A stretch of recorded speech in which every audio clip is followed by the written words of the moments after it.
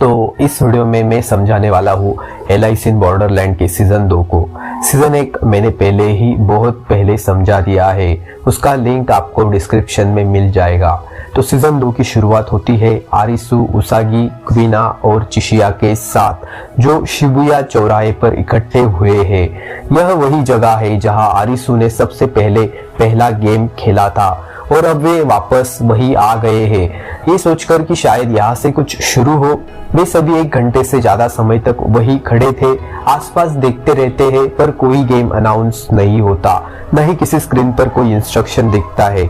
सब धीरे धीरे बेचैन होने लगते हैं। इसी बीच उसागी को दूर से कोई अजीब सी आवाज सुनाई देती है, एक धीमी सी गर्जन जैसी। वो ध्यान लगाकर सुनने लगती है। तभी दूर से कई गाड़ियां आती है और कुछ लोग उनमें से निकलते हैं। वे बताते हैं कि गेम तो बहुत पहले शुरू हो चुका है। क्वीना उन्हें देखकर चौंक जाती है। वो बताती है कि ये लोग तो बीच वाले ग्रुप से हैं, मतलब वे लोग जो पहले एक साथ गेम खेलते थे। पर कुछ ही पल बाद माहौल पूरी तरह बदल जाता है। अचानक कहीं से गोलियों की बौछार शुरू हो जाती है। बिना किसी चेतावनी के कोई अंधाधुंध फायरिंग करने लगता है। सब लोग डर के मारे इधर उधर भागने लगते हैं जान बचाने के लिए। आरिसु, उसागी, क्विना और चिशिया भी बिना समय गवाए अलग अलग दिशा में दौड़ पड़ते हैं। किसी को भी समझ नहीं आता कि फायरिंग कहां से हो रही है, किस दिशा से गोली आ रही है और कौन चला रहा है। सबके चेहरों पर डर साफ झलक रहा था। इस पूरे हंगामे को देखकर आरिसु सुझाव देता है कि सबको अलग अलग हो जाना चाहिए ताकि एक साथ मारे ना जाए। वो कहता है कि हर कोई अपनी अपनी सुरक्षित जगह ढूंढे और खुद को बचाए। भागते हुए सब लोग रोड किनारे खड़ी गाड़ियों के पीछे छिपने लगते हैं। छिपे हुए ही होते हैं कि अचानक आसमान से एक प्लेन उड़ता हुआ दिखता है और उस प्लेन से एक बड़ा सा किंग ऑफ स्पेड्स का कार्ड लटक रहा होता है। यह देखकर आरिसु को समझ आ जाता है कि यही शख्स जो गोलियां चला रहा है वही है किंग ऑफ स्पेड्स, यानी कि इस गेम का किंग कार्ड वाला खिलाड़ी, और वो अकेला ही इतना बड़ा हमला कर रहा है। जब सब अलग हो चुके होते हैं तो आरिसु और उसागी को एक छिपने की जगह मिल जाती है। वही आरिसु की नजर एक आदमी पर पड़ती है जो काले कपड़े पहने हैं और उसके चेहरे पर मास्क है। वो तेज कदमों से उनकी तरफ बढ़ रहा होता है। सब लोग मान लेते हैं कि यही असली किंग ऑफ स्पेड्स है। वो मास्क वाला आदमी फिर गोलियां चलाने लगता है और जो भी सड़क पर दिखता है उसे मारना शुरू कर देता है। आरिसु एक छोटे से लड़के को देखता है जो जमीन पर गिरा हुआ है। जख्मी हालत में वो और उसागी मिलकर उसे खींचकर एक गाड़ी के पीछे लाते हैं, लेकिन जब देखते हैं वह लड़का तो पहले से ही मर चुका होता है। वहीं पास में क्वीना और चिशिया भी एक और गाड़ी के पीछे छिपे होते हैं। अब सबको लगने लगा है कि उनके पास भागने का कोई रास्ता नहीं बचा। मास्क वाला आदमी लगातार फायरिंग कर रहा है और अब उनकी बारी है मारे जाने की। तभी एक गाड़ी उनकी तरफ आती है और उन सब के सामने रुकती है। गाड़ी चला रही होती है एन, और उसके साथ में तत्ता भी होता है। तत्ता गाड़ी की खिड़की से बाहर झांकता है और चिल्लाकर कहता है, जल्दी से अंदर आओ। आरिसु, उसागी, क्वीना तुरंत गाड़ी में चढ़ते हैं, पर जैसे ही चिशिया अंदर चढ़ने ही वाला होता है उसकी नजर जमीन पर पड़ती है। एक ग्रेनेड गाड़ी के बहुत पास पड़ा होता है। वह बिना वक्त गवाए एन और बाकियों को चिल्लाकर कहता है, मेरे बिना निकल जाओ यहाँ से।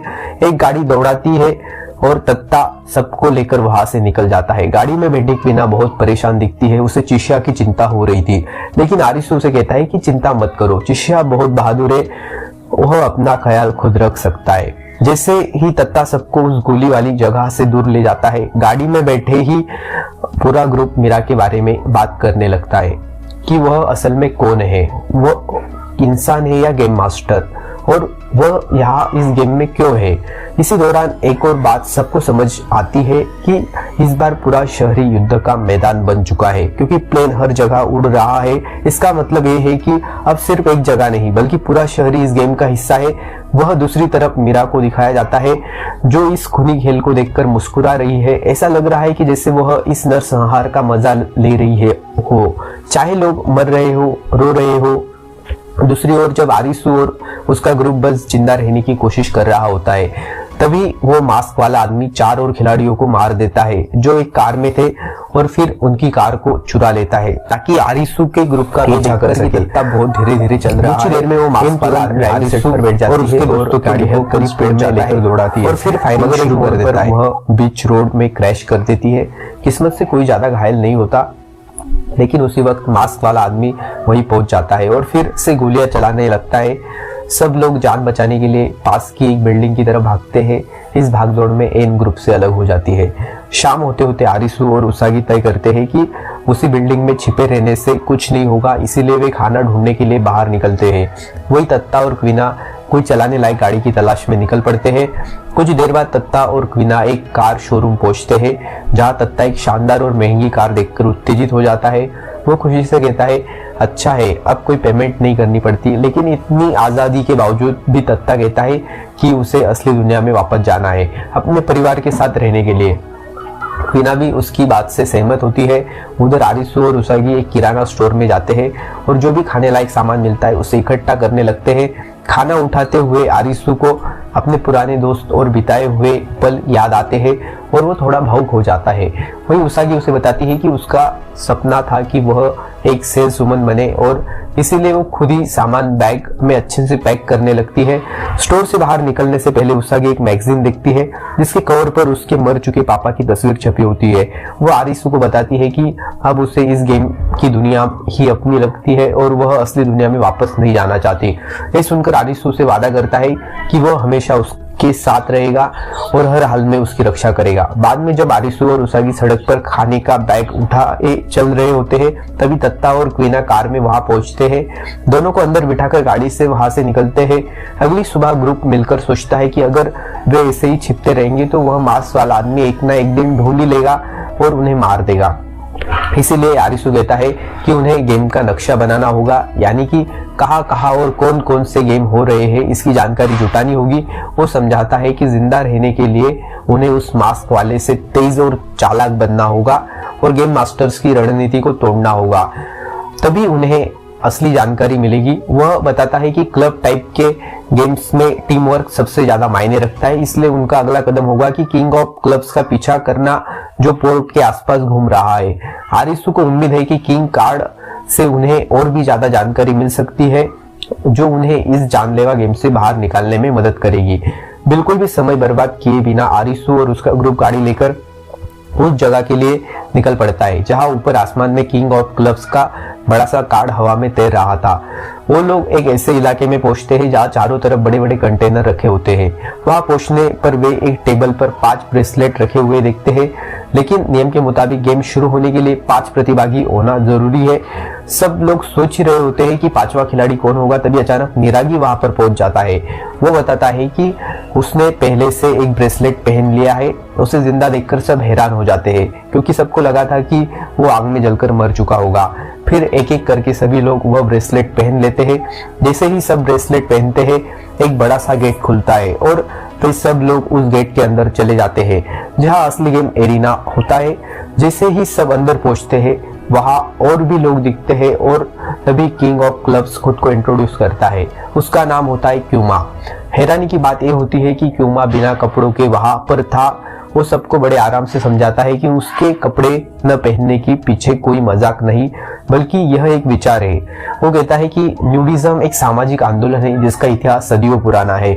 उसके हिसाब से कपड़े इंसानों ने बनाई हुई चीजें हैं, जरूरी नहीं कि जिंदा रहने के लिए कपड़े पहनने पड़े। ये सब सुनकर आरिसु और उसका ग्रुप चौंक जाता है क्योंकि क्यूमा और उसकी टीम इस वर्ल्ड के निवासी होते हैं, यानी कि वे लोग जो इस दुनिया का ही हिस्सा है, बाहर से नहीं आए। इसके बाद फ्लैशबैक दिखाया जाता है जिसमें क्यूमा की टीम को एक रॉक बैंड के तौर पर परफॉर्म करते हुए दिखाया जाता है। क्यूमा उस बैंड का लीड सिंगर होता है। फिर सीन वापस वर्तमान में आता है। क्यूमा आरिसु को और उसके ग्रुप को बताता है कि वह इस गेम का लीडर है और इस गेम को उसने अपने ही साथी शितारा के साथ मिलकर बनाया है।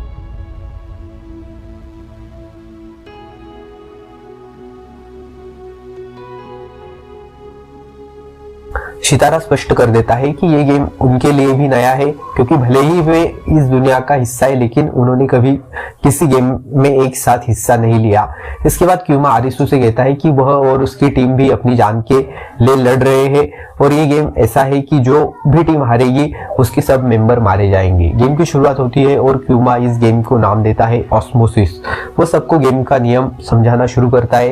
वो कहता है कि गेम का समय 2 घंटे का होगा। इन 2 घंटों में 2 टीमें को पॉइंट इकट्ठे करने होंगे। जिस टीम के पास ज्यादा पॉइंट होंगे वो टीम जीतेगी। हर टीम की शुरुआत 10,000 पॉइंट से होगी, लेकिन गेम शुरू होने से पहले हर टीम को ये पॉइंट आपस में बांटने होंगे, जैसे चाहे और जितने चाहे। फिर क्यूमा बताता है कि गेम में पॉइंट कमाने के 3 तरीके हैं। सामने वाली टीम से लड़ाई करके, गेम एरिया में छुपा हुआ उपकरण ढूंढकर और सामने वाली टीम के बेस को छूकर।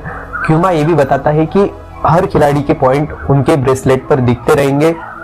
टीम चाहे तो अपने पॉइंट मिलाकर एक साथ हमला भी कर सकती है, लेकिन अगर किसी खिलाड़ी के पास 0 पॉइंट है तो वो सामने वाली टीम के पॉइंट को देख नहीं सकता।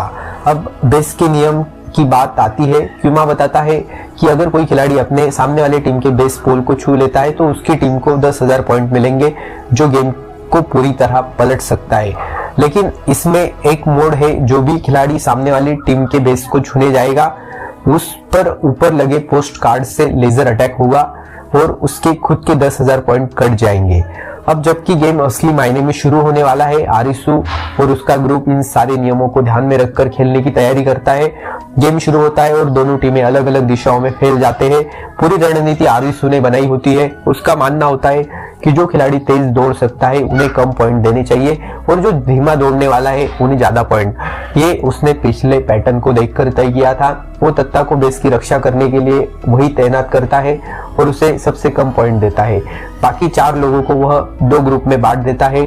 उसागी और निरागी पहले बाहर निकलते हैं। उनका काम होता है सामने वाली टीम को छूकर पॉइंट कमाना।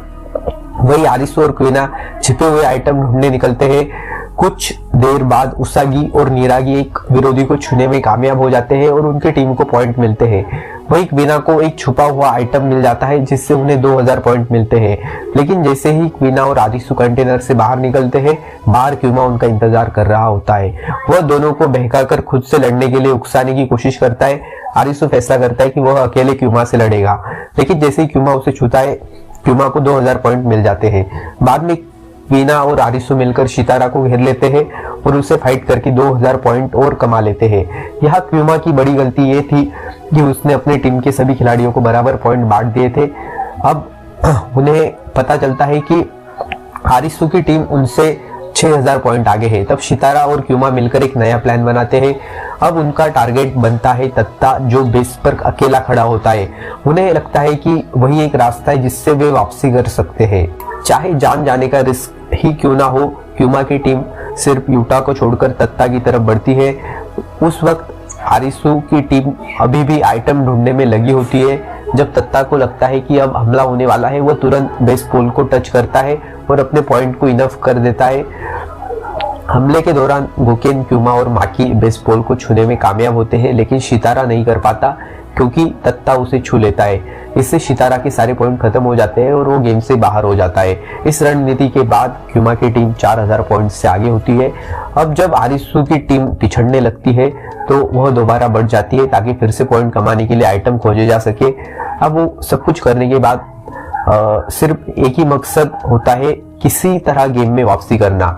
लेकिन जैसे ही सब अलग होते हैं कि क्यूमा की टीम उनका पीछा करने लगती है ताकि ज्यादा पॉइंट कमाए जा सके, तो वे लोग क्वीना और उसागी को छूकर उनके पॉइंट ले लेते हैं। वैसे भी आरिसु को एक आइटम दिखता है, लेकिन उससे पहले यूटा उसे छू लेती है और अपनी टीम को 3000 पॉइंट दिला देती है। अब क्यूमा की टीम 12000 पॉइंट से आगे हो चुकी है। तभी क्यूमा वहां आता है और आरिसु से कहता है, एक गेम बेरहम है और यह सिर्फ किसी एक खिलाड़ी की नहीं बल्कि एक टीम की लड़ाई है। अब गेम में सिर्फ 30 मिनट बचे हैं और आरिसु की टीम को जीतने के लिए कोई जबरदस्त प्लान चाहिए होता है। थोड़ी सोच विचार के बाद आरिसु एक नया आइडिया लाता है कि अगर उनकी टीम सिर्फ 2 खिलाड़ी क्यूमा के बेस को टच कर ले तो उन्हें 20,000 पॉइंट मिलेंगे और वे वापसी कर सकते हैं। सबको लगता है ये आखिरी मौका है, इसलिए सब आरिसु के प्लान को मान लेते हैं। फिर सब एक बार फिर से अलग अलग फैल जाते हैं और क्यूमा की टीम को उलझाने लगते हैं। उसागी किसी तरह गोकेन का ध्यान भटकाने में कामयाब होती है, लेकिन क्यूमा, माकी और यूटा तीनों अपने बेस को टच कर लेते हैं, जिससे उनके पॉइंट अनंत हो जाते हैं। अब आरिसु की टीम को बेहद संभल कर चलना पड़ता है, क्योंकि अगर उनमें से किसी को भी क्यूमा की टीम का कोई अनंत पॉइंट वाला खिलाड़ी छू लेता है तो वह सीधे मर जाएगा और टीम को 10,000 पॉइंट का नुकसान होगा। अब टीम की गिनती शुरू होती है और आरिसु, क्वीना और निरागी तीनों क्यूमा के बेस की तरफ दौड़ पड़ते हैं। क्वीना माकियो को डिस्ट्रैक्ट करती है और आरिसु जिसका ब्रेसलेट ऑफ होता है क्यूमा को इलेक्ट्रिक शॉक देता है। इस मौके का फायदा उठाकर निरागी दौड़ता है और यूटा को चकमा देकर बेस को टच कर देता है।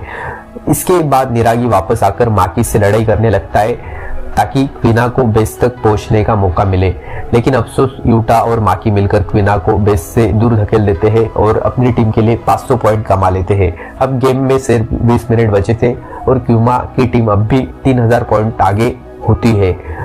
अगले सीन में दिखाया जाता है कि आरिसु की टीम में बाकी मेंबर्स निराश होकर अलग अलग कोनों में बैठे होते हैं, लेकिन आरिसु हार मानने को तैयार नहीं होता। वह अभी भी कोई और रास्ता ढूंढ रहा होता है पॉइंट कमाने का।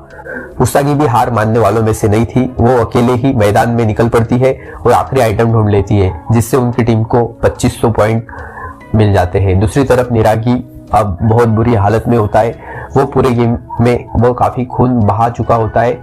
मरने से पहले वो अपनी टीम से मुंह मोड़ लेता है और उसागी पर हमला कर देता है। जब उसागी पलटकर जवाब देती है तो निरागी उसका सिर जमीन पर पटक कर उसे बेहोश कर देता है।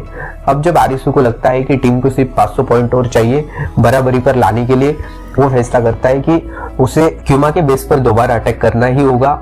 फिर वह अकेले ही क्यूमा की बेस की तरफ दौड़ता है ताकि टीम को जीत दिला सके और शायद इस मौत के खेल से सबको बाहर निकाल सके। अब हम तत्ता का एक फ्लैशबैक देखते हैं। असली दुनिया में वो एक ऑटोमोबाइल गैरेज में काम करता था। उसका स्वभाव बहुत ही सकारात्मक था, हमेशा हंसमुख रहता था, लेकिन फिर भी सब लोग उसका मजाक उड़ाते थे। तत्ता का सपना था कि वह मैकेनिक की नौकरी छोड़ दे, लेकिन मजबूरी ये थी कि उसी से मिलने वाली सैलरी से वह अपनी पढ़ाई के लिए जरूरी कोर्स पूरे कर पा रहा था। एक दिन जब वह काम कर रहा था, उसने गाड़ी उठाने वाला जैक ठीक से सेट नहीं किया था और गाड़ी बैलेंस खो बैठी। वह सीधा गिर गई और उसके सीनियर कैटो के ऊपर, जिससे उसके हाथ में बुरी तरह चोट लग गई। हाथ की चोट इतनी ज्यादा थी कि कैटो को नौकरी छोड़नी पड़ी। ये बात तत्ता के दिल पर बहुत गहरी लगी। अब वो वापस आते हैं वर्तमान में। तत्ता यह ठान लेता है कि वो आरिसु और बाकी सबकी मदद करेगा, क्योंकि वो नहीं चाहता कि उसका पुराना गलत फैसला दोबारा दोहराया जाए। वह किसी भी हालत में अपनी टीम को बचाना चाहता है। इस बीच उसागी को निरागी अटैक कर देता है और उसके साथ जबरदस्ती करने की कोशिश करता है। उसागी बेहोश होकर जमीन पर गिर जाती है, लेकिन ठीक उसी वक्त आरिसु वहां पहुंच जाता है और निरागी को रोकता है। निरागी उसका मजाक उड़ाता है, लेकिन आरिसु उस पर लगातार मुक्के बरसाता रहता है। तब तक गेम में सिर्फ 9 मिनट बचे होते हैं। फिर आरिसु उसागी को अपनी पीठ पर उठाकर बेस तक ले जाता है। वहां पहुंचकर उसागी उसे माफी मांगती है कि वह उसकी मदद नहीं कर पाई। अब जबकि सिर्फ 7 मिनट बचे हैं, आरिसु को कोई तरकीब सोचनी होगी जिससे वो क्यूमा के बेस को छू सके। दूसरी तरफ क्यूमा को यकीन होता है कि अब उसकी टीम जीतने वाली है, इसलिए वह सैर पर निकल जाता है। आरिसु उसे समंदर के किनारे मिल जाता है। दोनों के बीच एक भावुक बातचीत होती है। आरिसु क्यूमा को थैंक यू कहता है उसके पहले दिए गए सुझावों के लिए और आखिरी बार हाथ मिलाने को कहता है। क्यूमा पहले से मना कर देता है, क्योंकि उसे पता होता है ऐसा करने से उसके पॉइंट ट्रांसफर हो सकते हैं, लेकिन फिर भी वो मुस्कुराते हुए हाथ मिलाने आ जाता है। जैसे ही दोनों हाथ मिलाते हैं, स्कोरबोर्ड पर अपडेट होता है। क्यूमा के पॉइंट आरिसु को ट्रांसफर हो जाते हैं और आरिसु की टीम 500 पॉइंट से लीड पर आ जाती है। वहां मौजूद सभी लोग हैरान हो जाते हैं जब गेम की आवाज अनाउंस करती है कि आरिसु की टीम अब लीड कर रही है। क्यूमा आरिसु की चाल को देखकर मुस्कुराता है और पूछता है तुमने ये कैसे किया। अब सीन थोड़ा पीछे जाता है, जहां कुछ मिनट पहले तत्ता अपने हाथ को कंटेनर के दरवाजे से जोर जोर से मार रहा था। आरिसु उसे ऐसा करते देखता है और उसे रोकने दौड़ता है। तत्ता बताता है कि उसके पास एक आइडिया है जिससे वो टीम को जीत दिला सकता है। वो चाहता है कि उसके हाथ से ब्रेसलेट निकाल लिया जाए। पहले तो आरिसु मना करता है, लेकिन फिर तत्ता उसे समझाता है कि नियमों में कहीं भी यह नहीं लिखा है कि ब्रेसलेट निकालने में सजा मिलेगी और यही एक तरीका है जिससे वे जीत सकते हैं। आरिसु उसकी मदद करता है और तत्ता अपने हाथ से ब्रेसलेट निकाल लेता है। जैसे ही ब्रेसलेट निकलता है, आरिसु उसे पहन लेता है और उसके पास एक्स्ट्रा 10,000 पॉइंट आ जाते हैं। क्योंकि तत्ता बेस से बाहर कभी गया ही नहीं था, इसलिए क्यूमा की टीम उसके पॉइंट नहीं चुरा पाई और उसका ब्रेसलेट अब भी एक्टिव था, जिससे वो क्यूमा की टीम से पॉइंट ले सकता था। तत्ता आरिसु का शुक्रिया अदा करता है कि उसने उसकी अच्छाई और पॉजिटिव सोच की कदर रखी, वरना बाकी सब तो हमेशा उसकी नियत पर शक ही करते रहते थे। वही दूसरी तरफ किंग यानी क्यूमा की टीम हार को खुशी खुशी स्वीकार करती है और कोई भी क्यूमा को जिम्मेदार नहीं ठहराता। खेल के खत्म होने का इंतजार करते हुए आरिसु दोबारा क्यूमा का शुक्रिया अदा करता है और कहता है कि वह उसे एक अच्छा दोस्त मानता है क्योंकि उसी ने उसे साथ में लड़ने और खुद पर भरोसा करना सिखाया। आरिसु एक सवाल करता है कि अगर मैं ये सारे गेम जीत गया तो क्या मुझे रियल वर्ल्ड में वापस जाने को मिलेगा। क्यूमा सीधा जवाब नहीं देता, बस इतना कहता है कि आरिसु को अपनी दिल की सुननी चाहिए, खुद अपने फैसले लेने चाहिए। वो कहता है कि आरिसु को दूसरों की राह पर नहीं चलना चाहिए बल्कि अपनी जिंदगी अपनी शर्तों पर जीनी चाहिए। ये सुनकर आरिसु कहता है कि काश वह दोनों रियल वर्ल्ड में मिले होते तो बहुत अच्छे दोस्त बन सकते थे। क्यूमा मुस्कुराता है, हार को गर्व से स्वीकार करता है और एक पत्थर के ऊपर खड़ा हो जाता है।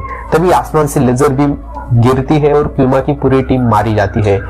दूसरी ओर बेस पर उसागी होश में आती है और क्वीना उसे जीत की खबर देती है। आरिसु भागकर तत्ता के पास जाता है और उसके बलिदान के लिए उसे थैंक यू कहता है, लेकिन अफसोस ज्यादा खून बहने की वजह से तत्ता की वही मौत हो जाती है। आरिसु समंदर के किनारे उसकी लाश को दफनाकर उसे आखिरी अलविदा कहता है। इसके बाद क्वीना, आरिसु और उसागी वादा करते हैं कि अब वे हर हाल में ये गेम जीतेंगे तत्ता के बलिदान के खातिर। यहाँ तक कि निरागी भी पहली बार तत्ता की कुर्बानी को लेकर शुक्रगुजार महसूस करता है। अब यहाँ से सीन शिफ्ट होता है एक नई जगह पर जहाँ कई प्लेयर्स एक नए गेम को शुरू करने का इंतजार कर रहे थे। हैरानी की बात यहाँ है कि चिशिया वही मौजूद होता है। सारे प्लेयर्स अपने अपने कॉलर पहने हुए एक सेंट्रल गार्ड रूम में खड़े हैं। तभी स्क्रीन पर गेम का नाम दिखाया जाता है, सॉलिटरी कन्फाइनमेंट। एक बड़ी स्क्रीन पर नियम बताए जाते हैं। सबको अपने कॉलर के पीछे लगी कार्ड्स की साइन को सही अंदाज लगाना है, लेकिन मोड़ ये है कि कोई खुद अपने कार्ड को नहीं देख सकता। उन्हें किसी और की मदद लेनी होगी। अगर जवाब गलत हुआ तो कॉलर फट जाएगा और प्लेयर की वही मौत हो जाएगी। इससे बचने के लिए प्लेयर्स को एक जैक ऑफ हार्ट्स को ढूंढना होगा जो उन्हीं के बीच कहीं छुपा हुआ है। गेम का असली मकसद है इस जैक ऑफ हार्ट्स की पहचान करना, वरना वे लोग उस जेल में जिंदगी भर कैद रह सकते हैं। अंदर खाने पीने का पूरा इंतजाम है ताकि लोग वहाँ सालों तक जिंदा रह सके, लेकिन बाहर कभी निकल पाएंगे जब सही इंसान की पहचान हो जाए। जैसे ही नियम अनाउंस होते हैं सारे प्लेयर्स आपस में ग्रुप बनाना शुरू कर देते हैं ताकि एक दूसरे की मदद कर सके। चिशिया भी धीरे धीरे आगे आता है और इस बार उसे एक सच्चा पार्टनर भी मिल जाता है। जैसे जैसे राउंड पूरे होते हैं ग्रुप के लोग एक एक कर दूसरे को धोखा देने लगते हैं। सब अपने कॉलर का सिंबल झूठ बोलने लगते हैं ताकि सामने वाला गलत जवाब दे और उसका कॉलर फट जाए। इस वजह से कई प्लेयर मरने लगे। जब नौवे राउंड का अंत हुआ तब तक सिर्फ 6 लोग ही बचे थे। चिशिया का पार्टनर अब और तनाव नहीं झेल पाया। जब कंप्यूटर ने उससे उसके कॉलर का सिंबल पूछा तो उसने कुछ नहीं बताया और उसका कॉलर ब्लास्ट हो गया। अब चिशिया अकेले रह गया। उसके पास बस एक ही रास्ता था, अपनी सोच और अंदाजे पर भरोसा करना। अगले सीन में चिशिया अकेले बेंच पर बैठ सोच रहा था कि आखिर वह अपने कॉलर का सही सिंबल कैसे जाने। उसे एहसास होता है कि ये गेम अकेले नहीं जीता जा सकता, इसलिए वो एक प्लेयर मासूशिता से बात करता है और उसका सिंबल जानने की कोशिश करता है। मगर दिक्कत ये है कि मासूशिता एक सीरियल किलर सुनातो से जुड़ा हुआ था जो शायद जैक ऑफ हार्ट्स हो सकता है। चिशिया मासूशिता को बताता है कि सुनातो बहुत से लोगों को मार चुका है और किसी पर भरोसा नहीं किया जा सकता। भरोसा जीतने के लिए चिशिया उसे अपना असली सिंबल बता देता है, लेकिन मासूशिता झूठ बोलता है और वहां से चला जाता है। थोड़ी देर के बाद एक लड़की कोटो को खाना लेने आती है। चिशिया उसे अपने सिंबल के बारे में पूछता है, लेकिन वह उसे कुछ नहीं कहती और उसे इग्नोर कर देती है। इसके बाद वाले राउंड में चिशिया फिर अकेला पड़ जाता है और बाकी 2 जोड़ियां एक दूसरे के साथ होती है, लेकिन मासूशिता उन्हें भी मैनिपुलेट कर देता है कि वे अपने पार्टनर का सिंबल झूठा बताए। जब सॉलिटरी कन्फाइनमेंट में सिंबल चुनने का वक्त आता है तो चिशिया अपने अंदाज से डायमंड को चुनता है। मासूशिता अकेले कन्फाइनमेंट से बाहर निकलता है और सोचता है कि शायद अब वही अकेला बचा है। वह जोर जोर से हंसने लगता है, लेकिन तभी चिशिया, सुनातो और याबा आते हैं। ये देखकर मासूशिता हक्का बक्का रह जाता है। इसके बाद चिशिया मासूशिता पर इल्जाम लगाता है कि वही जैक ऑफ हार्ट्स है, मगर मासूशिता शांति से मना कर देता है। चिशिया उसे प्रूव करने के लिए बताता है कि उसने देखा है कि कैसे वह और कोटो और कैफेटेरिया एरिया में बिना बोले सिर्फ कुकीज के फ्लेवर के जरिए एक दूसरे को सिंबल बता रहे थे। फिर भी मासुशिता मानने को तैयार नहीं होता, लेकिन याबा और सुनातो उसे पकड़कर एक सेल में बंद कर देते हैं और उसे पीटने लगते हैं। उसी वक्त चिशिया जेल से बाहर निकल जाता है और आसमान में उड़ता हुआ प्लेन जिसमें जैक ऑफ हार्ट्स का कार्ड होता है जलकर राख हो जाता है। आगे का सीन एक डॉक्यूमेंट्री वीडियो होता है। सर्वाइवर कातो ने काम यामा ने बनाया था। उसने कई लोगों का इंटरव्यू लिया और उनकी कहानियों को जोड़कर ये वीडियो तैयार किया है। इस वीडियो को देखकर ये साफ हो जाता है कि अब की दुनिया नशेबाजों, अपराधियों और चोरों के लिए एक आरामदायक जगह बन चुकी है। इनमें से कई लोग कहते हैं कि उन्हें बहुत ज़्यादा आज़ादी मिल गई है, कोई नियम कायदे नहीं है और वे इस दुनिया का हिस्सा बनकर खुश है। कायो के मुताबिक ये मास्टर्स ने इन लोगों को जिंदगी का तरीका पूरी तरह बदल दिया है और उन्हें बेकार बना दिया है। सर्वाइवर को अब लगता है कि ये गेम खेलते रहना होगा ताकि उन्हें पता चल सके कि क्या अब भी नॉर्मल दुनिया में लौटने का कोई चांस है या नहीं। अगली सुबह क्वीना को एन और चिशिया की चिंता होती है, इसलिए वो उन्हें ढूंढने निकल पड़ती है। वही दूसरी तरफ आरिसु और उसागी को अपने टीम में और प्लेयर्स की ज़रूरत है ताकि वे आने वाले गेम जीत सके। क्वीना उन्हें भरोसा दिलाती है कि वो फिर से ज़रूर मिलेंगे, लेकिन आरिसु अभी तक तत्ता के मौत को स्वीकार नहीं कर पा रहा। वह अपने दोस्तों कोरिबे और छोटा के साथ बिताए गए प्यारे पलों को याद करता है, कैसे वे लोग हमेशा उसे हिम्मत देते थे और सही रास्ता चुनने के लिए प्रेरित करते थे। जब वो बिल्कुल टूट चुका होता है, एक दिन उसागी खाने की तलाश में जाती है लेकिन कुछ नहीं मिलता। फिर वह आरिसु के पास लौटती है और उससे मदद मांगती है। उसागी उसे सुझाव देती है कि उन्हें शिकार पर जाना चाहिए ताकि कुछ खाना मिल सके। आरिसु भी भूखा होता है, इसलिए वे दोनों पास में एक पार्क में खरगोश पकड़ने निकल पड़ते हैं। वे कई बार कोशिश करते हैं लेकिन उन्हें कामयाबी नहीं मिलती। आरिसु थक हार कर हार मानने लगता है। उसी वक्त दोनों को पास में कुछ गिरने जैसी आवाज़ आती है। वे उस आवाज़ के पीछे जाते हैं और मेन रोड पर पहुंचते हैं जहां बहुत सारे लोग मरे हुए पड़े होते हैं। उन मरे हुए लोगों में से आरिसु को काया तो दिखता है। आरिसु उसके पास जाता है। मरने से पहले काया तो बस इतना बता पाता है कि उसने बहुत सारी फिल्में रिकॉर्ड की है जो वो इस जगह पर रहते हुए बना रहा था। और ज़्यादा जानने के लिए आरिसु और उसागी कायातो के वैनिटी वैन में जाते हैं और वहाँ बहुत सारी रिकॉर्डिंग पाते हैं। वो सब वीडियो एक एक कर देखने लगते हैं और उन्हें पता चलता है कि कायातो ने सारे वीडियो एक छोटे 8 mm कैमरा से रिकॉर्ड की थी। इन वीडियोस में उन्हें एन भी दिखती है जो पेड़ों की ग्रोथ और पानी के लेवल पर रिसर्च कर रही होती है। आखिर में एन ये कहती है कि वो टोक्यो से बाहर जाने की कोशिश कर रही है ताकि पता लग सके कि इस सब तबाही के पीछे कौन है। अगली वीडियो में कायातो सेता गया के एक एरिया में जाता है जहां किसी इंसान के बारे में खबर है जो इस पूरी दुनिया में आने का हर एक पल याद रख सकता है। बाद में पता चलता है कि वो एक औरत है जिसके दिमाग की सर्जरी हुई थी, फिर भी उसे सब कुछ याद है। वह औरत बताती है कि उसे जिन लोगों को ट्रांसफॉर्मेशन के लिए वक्त देखा था वे इंसान नहीं थे। जैसे ही वह कुछ और कहने लगती है, किंग ऑफ स्पेड्स वहाँ आ जाता है और उस औरत समेत उस पूरे मोहल्ले को मार डालता है। फिर कहानी वापस आरिसु और उसागी पर आती है। जब डॉक्यूमेंट्री खत्म होती है तभी उन्हें बाहर से कुछ आवाज़ें सुनाई देती है। वे जल्दी से वैन का दरवाज़ा खोलते हैं और देखते हैं कि हवा में किंग ऑफ स्पेड्स का कार्ड उड़ रहा था।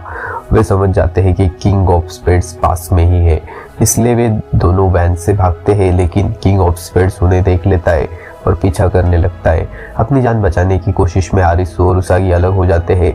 अभी आरिसु समझ नहीं पाता कि क्या हो रहा है, तभी कोई उसे जोर से चेहरे पर मारता है और वह बेहोश हो जाता है। रात में जब आरिसु को होश आता है तो वह खुद को एक औरत के पास बैठा हुआ पाता है। आरिसु पूछता है कि उसे किसने बचाया। वो औरत कहती है कि उसके ग्रुप का एक साथी उसे यहाँ बचा कर लाया। फिर आरिसु हैरान रह जाता है कि जब वो औरत उसका नाम लेकर पुकारती है, वो पूछता है कि उसे उसका नाम कैसे पता। तो वो औरत उसे उस आदमी की तरफ इशारा करती है जिसने उसकी जानकारी दी थी। आरिसु जैसे ही उस आदमी की तरफ बढ़ता है, देखता है वो कोई और नहीं बल्कि अगुनी है। अब आरिसु अचानक अगुनी को देखकर हैरान रह जाता है कि वो जिंदा है। अगुनी वही बंदा है जिसने पहले सीजन में बीच वाले इंसिडेंट में दूसरों को बचाने के लिए अपनी जान कुर्बान कर दी थी। अब अगुनी कहता है कि उसे अब जीने की कोई चाह नहीं है, उसका बस एक ही मकसद है कि गेम के मास्टर्स को मारना, ताकि बाकियों की जिंदगी थोड़ी आसान हो सके। एक तरफ आरिसु को खुशी होती है कि अगुनी वापस आ गया, लेकिन साथ ही उसे उसागी की भी फिक्र है और वह उसे ढूंढना चाहता है। अगुनी कहता है ये गेम उसके जैसे इंसान के लिए परफेक्ट है जिसे जिंदा रहने के लिए कोई उम्मीद ही ना हो।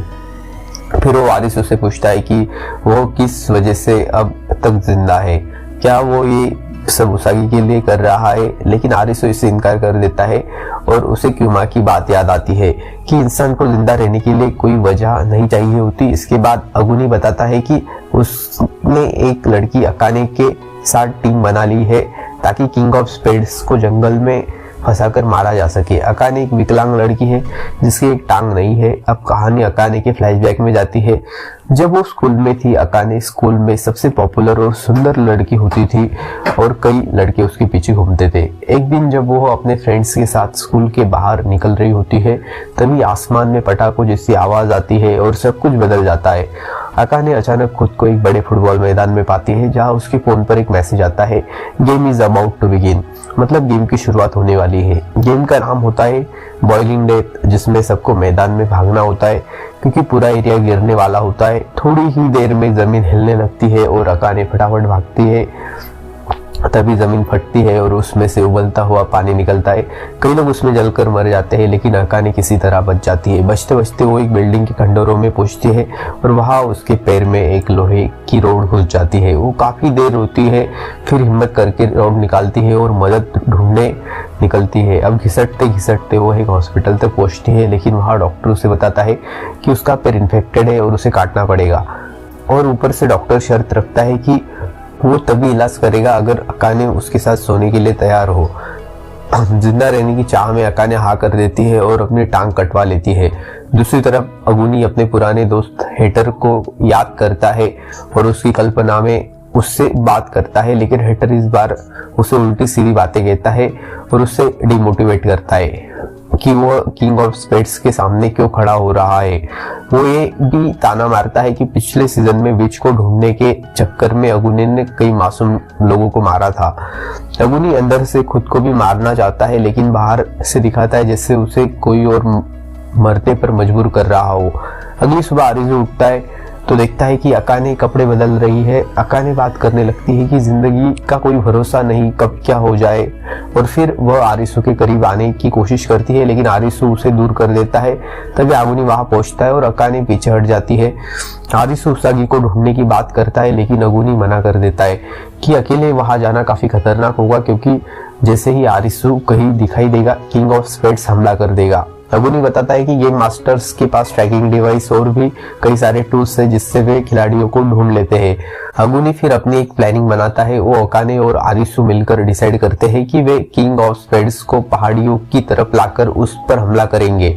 जल्दी अगुनी एक परफेक्ट जगह ढूंढ लेता है जहां वे ट्रैप सेट करेंगे, ताकि जैसे ही किंग उस एरिया में आए उन्हें पता चल जाए। रात का वक्त होता है, आरिसु पहरेदारी कर रहा होता है, लेकिन उसे नींद भी आ रही होती है। उसी समय उसकी किस्मत खराब हो जाती है क्योंकि किंग ऑफ स्पेड्स वहां पहुंच जाता है और उस पर बंदूक तान देता है, लेकिन तभी अकाने वहां पहुंच जाती है और वहां धुआं फैलाने वाला बम फेंक देती है ताकि किंग का ध्यान भटक जाए। इस मौके का फायदा उठाकर अगुनी गोली चलाता है, लेकिन king of spades bullet proof jacket पहना होता है और उसे कुछ नहीं होता। वो दोबारा खड़ा हो जाता है। इसके बाद आरिसु उसे भटकाने की पूरी कोशिश करता है, लेकिन किंग उस पर ग्रेनेड फेंक देता है। जान बचाने के लिए आरिसु नदी में छलांग लगाकर भाग जाता है।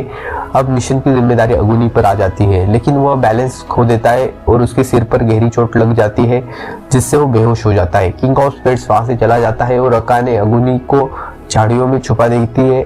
अगली सुबह नदी का बहाव आरिसु को एक नई जगह पर ले आता है। वो वहां उसागी को ढूंढने की कोशिश करता है, लेकिन उसे कहीं नहीं मिलती। इस बीच बाकी प्लेयर्स के हालात भी दिखाए जाते हैं।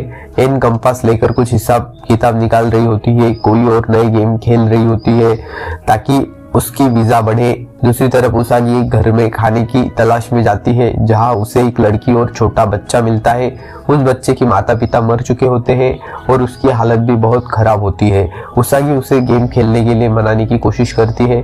जब वो बच्चा गेम एरेना पहुंचता है तो पहले खेलने से मना कर देता है, लेकिन उसागी किसी तरह उसे मना लेती है। तभी वहां मौजूद लोग उस पर गुस्सा करते हैं कि उसने एक छोटे बच्चे को गेम में घसीटा।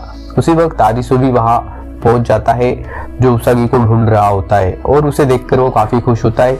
दोनों एक दूसरे को पाकर राहत महसूस करते हैं और फिर गेम शुरू होता है। इस गेम का नाम होता है चेकमेट और यह क्वीन ऑफ स्पेड्स का गेम होता है। बताया जाता है कि इसमें 2 टीमें होंगी, एक क्वीन की टीम और दूसरी चैलेंजर टीम। क्वीन टीम में 4 चेंबर स्क्रीन पर अपना परिचय देते हैं और चैलेंजर टीम में कुल 16 लोग होते हैं। छोटे बच्चे को क्वीन ऑफ स्पेड्स खुद चुनती है चैलेंजर टीम का हिस्सा बनने के लिए, और वह खुद अपनी टीम लीड करती है। गेम के नियम होते हैं, हर खिलाड़ी की पीठ पर एक बटन होगा, चैलेंजर टीम वालों को नीला और क्वीन टीम का लाल। अगर कोई खिलाड़ी दूसरे टीम के किसी भी मेंबर से टैग हो जाता है, मतलब बटन दब जाता है, तो उसे उस टीम में जाना पड़ेगा। अंत में जिस टीम के पास ज्यादा खिलाड़ी होंगे वही जीतती है, हारने वाली टीम के सभी मेंबर्स मारे जाएंगे। क्वीन की टीम बहुत जोरदार तरीके से खेलना शुरू करती है और चैलेंजर टीम के मेंबर्स को एक एक करके पकड़कर अपने टीम में शामिल कर लेती है। छठे राउंड तक चैलेंजर टीम में सिर्फ 3 लोग बचते हैं, आरिसु, उसागी और वो छोटा बच्चा। वही क्वीन की दिलचस्पी आरिसु में होने लगती है और वह चाहती है कि वह उसकी टीम में आ जाए। क्वीन की टीम आरिसु का पीछा करती है और उसे घेर लेती है। तभी उसागी बीच में कूद जाती है और उसे बचा लेती है। लास्ट राउंड में सिर्फ 3 मिनट बाकी थे जब उसागी और क्वीन के बीच लड़ाई होती है और उसागी रेलिंग के नीचे गिर जाती है, लेकिन वह किसी तरह बच निकलती है। क्वीन उसागी को हर कीमत पर मिटाना चाहती थी, क्योंकि उसे अब बाकी टीम के सदस्यों से कोई मतलब नहीं होता। अब उसके निशाने पर सिर्फ उसागी होती है। गेम के आखिरी पलों में उसागी बाकी खिलाड़ियों को समझाने की कोशिश करती है कि अगर वे क्वीन की बात मानेंगे तो वे इस दुनिया में जिंदा तो रहेंगे, लेकिन कभी असली दुनिया में वापस नहीं जा पाएंगे। उसागी की बात खिलाड़ियों के दिल को छू जाती है और धीरे धीरे लोग उसागी की टीम में आने लगते हैं।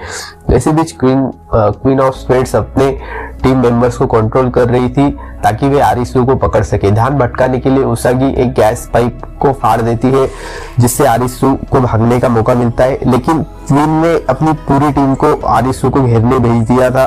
गेम के आखिरी सेकंड में आरिसु रेलिंग से कूद जाता है।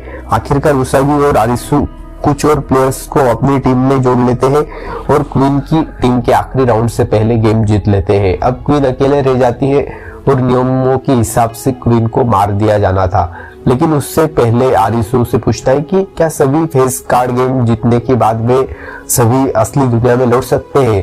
क्वीन कोई सीधा जवाब नहीं देती, बस कहती है कि बाकी के गेम खेल लो, जवाब तुम्हें खुद मिल जाएगा। इसके बाद का सीन एक बड़ी बिल्डिंग के खंडहर में होता है, जहां उसागी और आरिसु पहुंचते हैं। वहां उन्हें गर्म पानी के सोते मिलते हैं। वहां दोनों थोड़े वक्त बिताने का फैसला करते हैं और एक दूसरे के करीब आ जाते हैं, इतना कि किस भी कर लेते हैं। तभी वहां उन्हें कुछ हाथी दिखते हैं और ये सब देखकर आरिसु कहता है कि अब उसे ये दुनिया थोड़ी पसंद आने लगी है। इसके बाद हम देखते हैं एन को। वो जंगल में एक मरी हुई हिरन को देखकर अपनी पुरानी जिंदगी को याद करती है, जब वो क्रिमिनल इन्वेस्टिगेटर हुआ करती थी। हिरन ने आखिरी सांस तक जीने की कोशिश की थी। ये देखकर एन भी तय कर लेती है कि वह भी हिम्मत नहीं हारेगी और असली दुनिया में वापस लौटने का रास्ता ढूंढेगी। दूसरी तरफ मीना एक अस्पताल पहुंचती है जहां उसकी मां आखिरी बार एडमिट हुई थी। वहां घूमते हुए उसे अपनी मां की एक तस्वीर भी मिलती है। सीन कट होता है चिशिया पर। वह अब किंग ऑफ डायमंड्स वाले गेम के लिए तैयार है। गेम सुप्रीम कोर्ट जैसे जगह पर हो रहा था और इसे ब्यूटी कॉन्टेस्ट कहा जाता है। हर प्लेयर को एक टैबलेट दिया जाता है और उन्हें 0 से 100 के बीच में एक नंबर चुनना होता है। फिर सभी नंबरों का एवरेज लिया जाता है और उसे 0.8 से मल्टीप्लाई किया जाता है। जो प्लेयर उस फाइनल नंबर के सबसे करीब होता है वही राउंड जीतेगा। जो नहीं जीतेगा उसका 1 पॉइंट कम हो जाएगा। -10 पहुंचने पर प्लेयर गेम से बाहर हो जाएगा। एक एक करके सारे प्लेयर्स एलिमिनेट होते जाते हैं और उन पर सल्फ्यूरिक एसिड डाला जाता है। आखिरी राउंड तक चिशिया और किंग ऑफ डायमंड्स यानी कुजुरियो ही बचते हैं। सेकेंड लास्ट राउंड से पहले कुजुरियो चिशिया से पूछता है अगर इमरजेंसी हो तो वह अमीरों को वैक्सीन देगा या गरीबों को। चिशिया को याद आता है कि जब वह डॉक्टर था तब एक अमीर आदमी ने पैसे देकर अपने बेटे को बचा लिया था, लेकिन एक गरीब बच्चा हाय तो मर गया था। इसीलिए चिशिया 100 नंबर चुनता है और साफ साफ बताता है। कुजुरियो यह सुनकर हैरान रह जाता है और अगर चाहता तो कुजुरियो कोई और नंबर चुनकर गेम जीत सकता था, लेकिन उसी चिशिया का नजरिया बहुत पसंद आया होता है और वह 0 चुनता है और राउंड हार जाता है। अब दोनों के पास -9 पॉइंट होते हैं, मतलब लास्ट चांस बचा है। चिशिया फिर से 100 चुनता है और गेम का फाइनल फैसला कुजुरियो के हाथ में है। कुजुरियो को अचानक मोमोका की याद आती है, पिछले सीजन की वही विच। वह उससे पूछता है कि जानबूझकर विच क्यों बनी जब पता था कि मरना पड़ेगा। मोमोका कहती है कि उसने अपनी मर्जी से चुना ताकि कोई गेम मास्टर उसकी मौत तय ना करे। इंसान का दिल बहुत ताकतवर होता है और गेम की वजह से एक दूसरे को मारना नहीं चाहिए। ये बात कुजुरियो के दिल को छू जाती है और आखिरी राउंड में वो फिर से 0 चुनता है, मतलब चिशिया को बचा लेता है।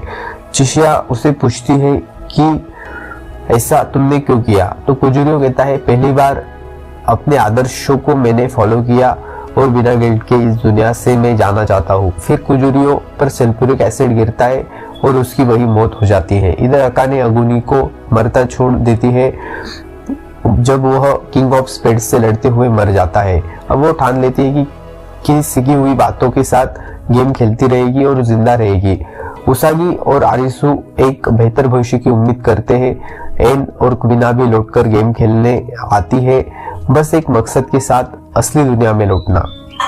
अब हम फिर से निरागी को देखते हैं जो शहर की सड़कों पर भटक रहा है। किसी पर अपना गुस्सा निकालने के लिए रास्ते में उसे एक बुरी तरह घायल आदमी मिलता है जो उसे गुजारिश करता है कि उसकी तकलीफ खत्म कर दे, लेकिन निरागी उसकी मदद करने के बजाय उसे वही तड़पता छोड़ देता है और आगे बढ़ जाता है।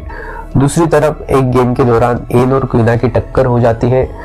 इस वक्त कई face cards, jack of clubs, jack of diamonds और किंग ऑफ हार्ट्स अलग अलग गेम में इस्तेमाल हो रहे हैं।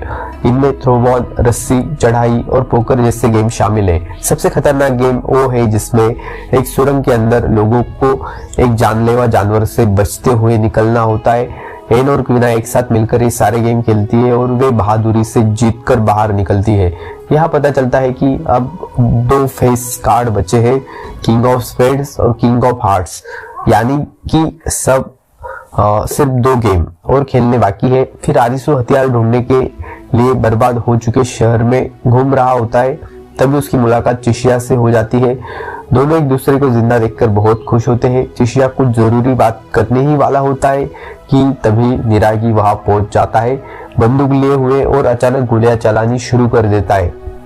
चिशिया को गोली लगती है और वो जमीन पर गिर जाता है। आरिसु उसे रोकने की कोशिश करता है, लेकिन निरागी किसी की नहीं सुनता। वह तो यह तक कह देता है कि क्यों ना दोनों एक दूसरे को गोली मारे और सब खत्म करे। तभी चिशिया भी अंधाधुंध गोली चलाता है और आरिसु और निरागी पास खड़ी गाड़ियों के पीछे छुप जाते हैं। तभी उसागी वहां पहुंचती है और निरागी से गोली चलाना बंद करने की अपील करती है, लेकिन निरागी उसकी भी बात नहीं मानता, उस पर भी गोली चलाने लगता है। चिशिया उसागी को बचाने के लिए उसके आगे आ जाता है और खुद गोली खा लेता है। उसी समय आरिसु भी निरागी को गोली मार देता है। चिशिया जमीन पर पड़ा होता है, सांसें भी ठीक से चल रही होती है, लेकिन वो खुश होता है कि उसने उसागी और आरिसु को बचा लिया। आरिसु उसके पास आता है और पूछता है कि वो क्या बताना चाहता था, लेकिन चिशिया कुछ भी नहीं कह पाता और बेहोश हो जाता है। अचानक आसमान में एक प्लेन उड़ता नजर आता है जिस पर किंग ऑफ स्पेड्स का झंडा लगा होता है और दूर कहीं गोलियों की आवाजें सुनाई देती है। लोग डर के मारे इधर उधर भागने लगते हैं। तभी किंग ऑफ स्पेड्स आ धमकता है और गोलियां चलानी शुरू कर देता है। उसागी और आरिसु गाड़ी के पीछे छुपते हैं और वहां उन्हें क्वीना और एन भी मिलते हैं। अब वे चारों साथ आ जाते हैं और क्वीना आरिसु से पूछती है चिशिया कहाँ है, लेकिन आरिसु झूठ बोल देता है कि वो ठीक है। किंग ऑफ स्पेड्स अब रैंडम लोगों को मारता जा रहा था और ये 4 लोग फैसला करते हैं कि अब इसे मिलकर हराना ही होगा। थोड़ी ही देर बाद किंग ऑफ स्पेड्स जो काले कपड़े और नकाब में होता है उनके सामने आ जाता है। जब वो एन पर हमला करता है, वीना बीच में आ जाती है और उसकी जान बचा लेती है। एन इसका फायदा उठाकर वहां से भाग जाती है, लेकिन अब किंग वीना का पीछा करने लगता है। फिर किंग अपना नकाब और कपड़े उतारता है और अपना चेहरा दिखाता है। जब वो आरिसु और उसागी का पीछा शुरू करता है तभी अकाने वहां पहुंचती है और तीर से उस पर वार करती है, पर अफसोस इसका भी कुछ असर उस पर नहीं होता। अचानक अगुनी भी वहां पहुंच जाता है और किंग ऑफ स्पेड्स पर गोलियां चलाने लगता है। इसके बाद पूरी टीम दोबारा इकट्ठा होती है और मिलकर एक प्लान बनाती है कि किंग ऑफ स्पेड्स को नजदीकी दवाइयों की दुकान ड्रग स्टोर के अंदर बुलाकर उसमें धमाका कर देंगे जिससे वो मारा जा सके। अब जबकि किंग अपने हथियार ऊपर से उड़ते हुए प्लेन से लेता था, इसलिए टीम उसे वहां से दूर एक तंग गली की तरफ लाने की कोशिश करती है। जब तक वीना और एन उसे डिस्ट्रैक्ट करते हैं तब तक आरिसु दुकान के अंदर गैस के डिब्बे रखता है ताकि धमाका जोरदार हो। ये काम काफी रिस्की है लेकिन आरिसु तैयार है, पर किंग बहुत ही चालाक और ताकतवर निकलता है। सब लोग मिलकर उस पर हमला करते हैं लेकिन कोई भी उसे हरा नहीं पाता। तभी जब किंग अगुनी पर गोली चलाने वाला होता है तो अकाने बीच में आकर खुद को गोली खिला लेती है और अगुनी की जान बचा लेती है। उसके बाद किंग एन पर भी गोली चला देता है। वीना और उसागी भी रोकने की कोशिश करते हैं लेकिन वो दोनों चाकू से घायल हो जाती है। अपनों को इस हालत में देखकर अगुनी गुस्से में आकर किंग पर बंदूक तानता है, लेकिन उससे पहले कि किंग गोली चला देता है और अगुनी के सिर को छूती हुई गोली उसे बेहोश कर देती है।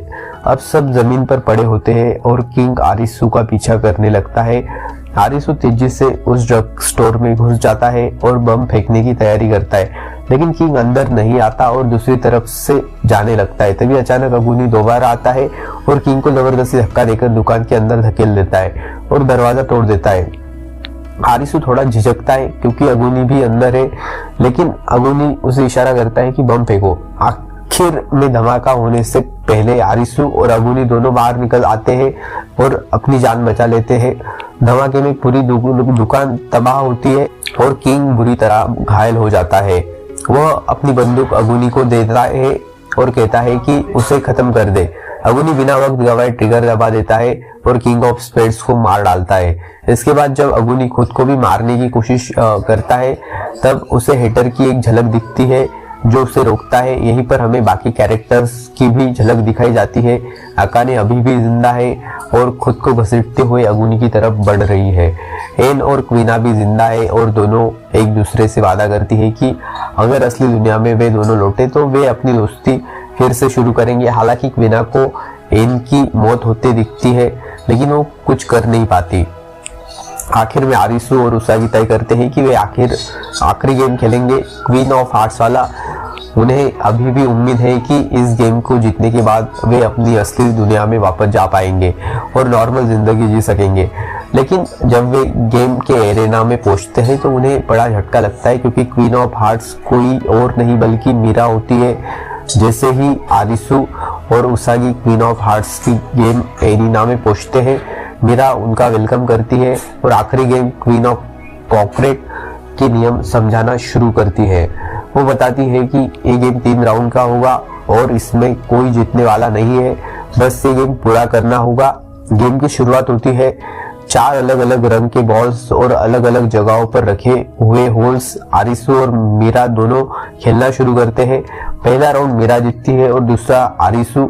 उसागी की टांग में पहले से चोट लगी होती है जिससे कि काफी खून बह रहा था, इसलिए आरिसु चाहता है कि गेम जल्दी खत्म हो जाए, लेकिन मीरा बार बार गेम को टालते रहती है। दूसरे राउंड के बाद मीरा दोनों को चाय ऑफर करती है और कहती है कि ये भी गेम का हिस्सा है। सब एक टेबल पर बैठते हैं और चाय पीने के लिए आरिसु उसे सीधा सवाल करता है कि अगर वो ये गेम पूरा कर ले तो क्या वो अपने असली दुनिया में लौट सकते हैं। मीरा मुस्कुराते हुए कहती है कि उसका जवाब उन्हें तभी मिलेगा जब एक गेम खत्म होगा। फिर मीरा बोलना शुरू करती है कि कुछ ऐसी बातें जो आरिसु को और भी उलझन में डाल देती है। मीरा कहती है इंसान टेक्नोलॉजी में कितनी तरक्की कर चुका है, artificial intelligence, cryogenics, cell production जैसे एडवांस साइंस की बातें करती है। वो कहती है कि 1000 साल के बाद इंसानी जिंदगी इतनी आगे होगी कि मौत का नाम की कोई चीज ही नहीं बचेगी। फिर वह कहती है कि अगले 50 साल में कैंसर जैसी बीमारियां खत्म हो जाएंगी, अमीर गरीब का फर्क मिट जाएगा और 500 साल के बाद तो बस डोपामिन शॉट से इंसान अमर हो जाएंगे। ये सब सुनकर आरिसू कंफ्यूज हो जाता है, लेकिन तभी मीरा हंसने लगती है और कहती है कि उसने जो कुछ भी कहा वो सब झूठ था। अब वो नई बातों में उलझाती है, जेनेटिक एबनॉर्मेलिटी की बात करती है और कहती है कि उनकी सारी मेमोरीज मिटा दी गई है ताकि वे गेम में हिस्सा ले सके। अब आरिसू का सब्र टूटने लगता है। वो गुस्से में आकर मीरा से पूछता है कि उसकी बताई हुई एक भी थ्योरी सच है या नहीं। फिर मीरा बात टालती है और कहती है उसे कुछ नहीं पता। इस पर आरिसू गन निकालकर मीरा पर तान देता है। उसागी उसे रोकने की कोशिश करती है, लेकिन आरिसू दिल से परेशान हो चुका था। थोड़ा रुकने के बाद आरिसू को एहसास होता है कि मीरा उसे उकसा रही थी ताकि वो उसे मार दे और गेम वही खत्म हो जाए। लेकिन अगर क्वीन ऑफ हार्ट्स को मार दिया गया तो फिर गेम पूरा नहीं हो पाएगा और सब यही फंसे रह जाएंगे। उसी समय उसागी को समझ आता है कि मीरा एक बहुत चालाक मैनिपुलेटर है। वो उसागी को ऐसा सोचने पर मजबूर कर रही है कि ये जो दुनिया है ये सब सच है, जबकि असल में ये सब झूठ है। मीरा कहती है कि ये पूरा गेम आरिसू के दिमाग का उपज है, उसकी इमेजिनेशन में चल रहा है सब कुछ। वह ये भी कहती है कि करूबे और छोटा की मौत से जुड़ी हर गेम की कोई ना कोई कनेक्शन है। सीन कट होता है। अब हम हॉस्पिटल में आते हैं जहाँ आरिसू एक पेशेंट है और मीरा कानू उसकी थेरेपिस्ट बनी हुई है। उसागी भी उसी हॉस्पिटल में पेशेंट है और उसे अपने पापा की मौत से जुड़ी थेरेपी ले रही होती है, जैसा कि सीजन 1 में बताया गया था। छोटा और करूबे पब्लिक टॉयलेट तक पहुंचते ही नहीं थे। वे रोड क्रॉस करते वक्त एक्सीडेंट में मर गए थे। आरिसू अब भी अपने दोस्तों की मौत का गम नहीं भुला पाया था। उसे लगता है कि उसने करूबे और छोटा को बचा नहीं पाया और उसने उनकी मौत के बारे में सबसे झूठ भी बोला। इसी गिल्ट में वो खुद को कसूरवार मानता है और अब जीने का कोई मतलब नहीं देखता। वो सोचता है कि जो मीरा ने उसे गोलियां दी थी वो खा ले और इस गेम से बाहर निकल जाए। तभी अचानक उसागी एकदम से कमरे में आ जाती है और आरिसू से बात करना शुरू करती है। वो कहती है कि गेम तभी खत्म होगा जब आरिसू खुद हार मान लेगा और यही मीरा चाहती है। लेकिन एक मोड़ आता है। जैसे ही उसागी मानती है कि ये गेम असली है, उसके पैरों से फिर से खून बहने लगता है।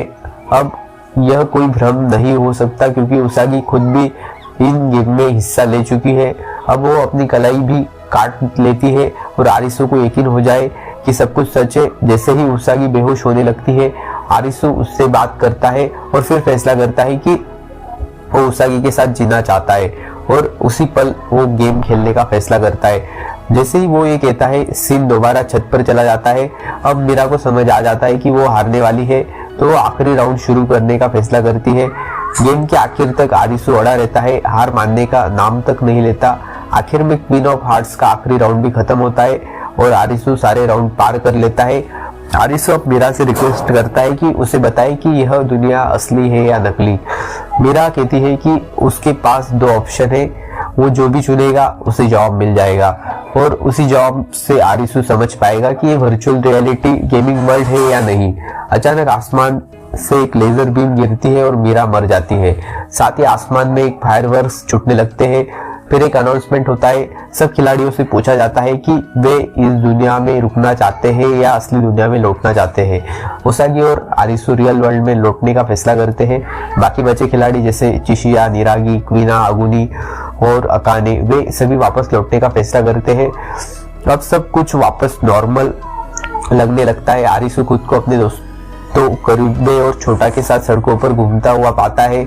जो लोग गेम में बचे थे वे सभी लोग अब भी आसपास ही दिखते हैं, लेकिन जो लोग मारे गए थे उनका कोई अता पता नहीं। तभी अचानक एक बड़ा सा उल्कापिंड मतलब मिट्टी और जमीन से टकराता है, जिससे बहुत लोग मारे जाते हैं और तबाही मच जाती है। फिर सीन शिफ्ट होता है। आरिसू एक हॉस्पिटल में है जहां उसका भाई उसकी देखभाल कर रहा है। भाई बताता है कि आरिसू का दिल 1 मिनट के लिए बंद हो गया था। आरिसू जवाब देता है कि उस 1 मिनट में उसने पूरी जिंदगी जी ली। बाकी के खिलाड़ी भी उसी हॉस्पिटल में होते हैं और सबको थोड़ी देर के लिए कार्डियक अरेस्ट हुआ था। अकाने एक ऑपरेशन थिएटर के बाहर खड़ी अगुनी को देखती है जैसे वह उसे जानती हो, और दूसरी तरफ वीना अपने मम्मी पापा से मिलती है जो उसे जिंदा देखकर बहुत खुश होते हैं। अब आखिरी सीन में आरिसू और उसागी एक दूसरे से अजनबी की तरह मिलते हैं, लेकिन दोनों को एक अनजाना सा कनेक्शन महसूस होता है। वे थोड़ी देर बातें करते हैं और फिर हॉस्पिटल से बाहर जाने का प्लान बनाते हैं।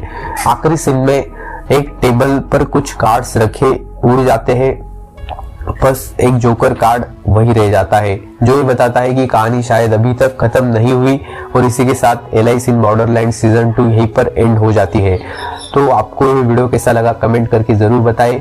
वीडियो पसंद आया है तो वीडियो को लाइक कर दे, चैनल को भी सब्सक्राइब कर दे। तो मिलते हैं नेक्स्ट वीडियो में।